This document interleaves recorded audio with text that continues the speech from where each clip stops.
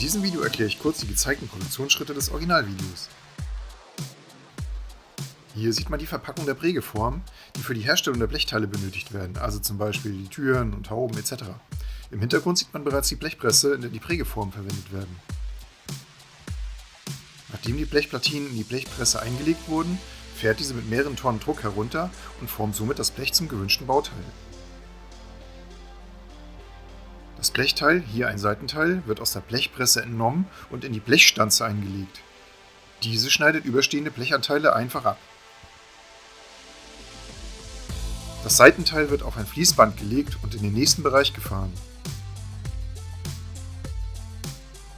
Hier kann eine erste Qualitätskontrolle stattfinden, wofür dieser Bereich besonders gut ausgeleuchtet wird. Im letzten Schritt werden die Seitenteile an Gestellen aufgehängt.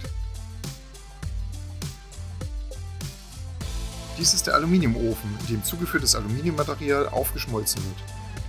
Der Mitarbeiter trägt einen hitzefesten Anzug und entfernt Schlacke von der Oberfläche der geschmolzenen Aluminiumlegierungen. Dies ist eine sogenannte Gigapress, eine riesige Druckgussmaschine zur Herstellung von großen Teilen des Autos, wie zum Beispiel des Heckteils. Dies spart viel Zeit, da dieses nicht mehr aus vielen kleinen Blechteilen zusammengeschweißt werden muss. Das Gussteil wird nach dem Guss aus der Maschine entnommen und der Montage der Einzelteile zugeführt. Hier werden gerade die Seitenteile aus Blech ergänzt. Man kann bereits die Form des Fahrzeugs erkennen. Im nächsten Schritt werden die Einzelteile mit Schweißpunkten zusammengeschweißt.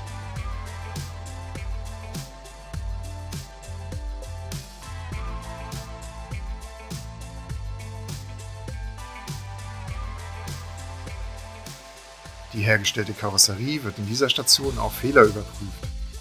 Nun wird die Karosserie auf ein Gestell gesetzt. Auf diesem Gestell wird dann diese zur nächsten Station gefahren. Die Karosserie erhält hier eine Tauchbadgrundierung. Diese trägt in alle Ecken und Ritzen ein und bietet der nachfolgenden Lackierung einen guten Halt. Damit sich weniger Luftblasen bilden, taucht die Karosserie kopfüber in das Tauchbad ein. Hier erhält das Fahrzeug seine endgültige Lackierung. Lackierroboter erledigen dies in geschlossenen Zellen. Die Fenster ermöglichen eine konstante visuelle Kontrolle des Vorgangs. Eine besondere Luftreinigung sorgt hier für eine nahezu staub- und fusselfreie Umgebung, damit eine glatte Lackoberfläche ohne Einschlüsse entsteht. Wie man sieht, arbeiten hier nicht nur Roboter, sondern auch viele Mitarbeiter, die hier zu einem Teammeeting zusammengekommen sind.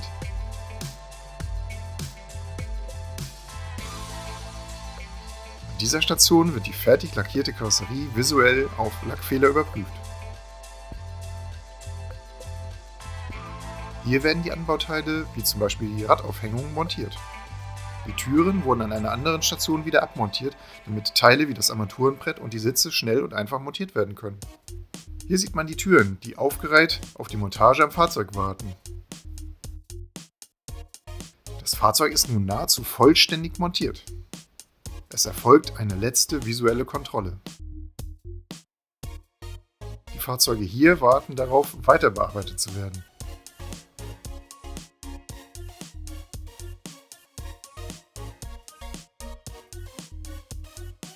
Dies ist ein Lagerbereich, in dem benötigtes Material strukturiert gelagert wird.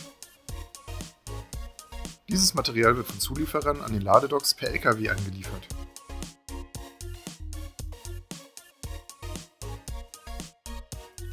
Während an der Gigafactory noch die letzten Bauarbeiten zur Fertigstellung erfolgen, hat Tesla am 22.03.2022 die Produktion von Fahrzeugen gestartet.